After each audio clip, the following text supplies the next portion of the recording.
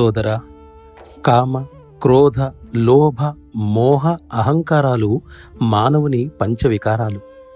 ఇవి మానవుని ఆధ్యాత్మిక మార్గంలో ముఖ్య ప్రతిబంధకాలని ప్రాచీన మత గ్రంథాలు పేర్కొనటం వాటిని తప్పుగా అర్థం చేసుకోవడం వల్లనే.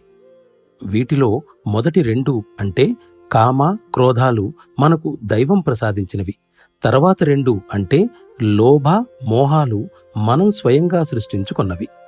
దైవం ప్రసాదించిన వాటిని ఎలాగూ వదిలివేయలేం, కాని వాటిని దివ్య జీవనానికి తగిన విధంగా సరియైన పద్ధతులలో క్రమపరిచి సరిదిద్దగలం.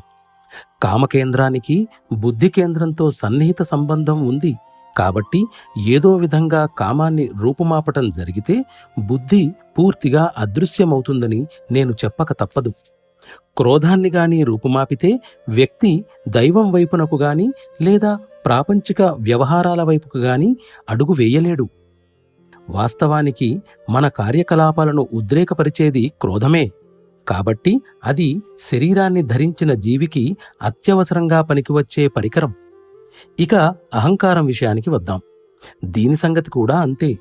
వ్యక్తి తనను గురించి చెప్పుకునేటప్పుడు ఆ వ్యక్తి నేను అని అంటూ సాధారణంగా తన శరీరాన్ని చూపించినా అదే సమయంలో అతనిలో ఉన్న జీవశక్తి దానిని ఆత్మ అని లేదా మరో ఏ ఇతర పేరుతో పిలిచినా సరే తెరమరుగున పనిచేస్తుందని తెలియచేస్తుంది.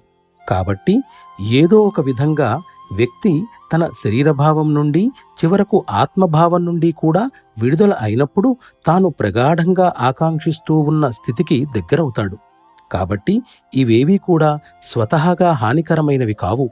మనమే వాటిని తప్పుగా ప్రయోగించి దివ్యత్వం వైపు సాగే మన ప్రయాణంలో వాటిని అడ్డంకులుగా మార్చుకున్నాం.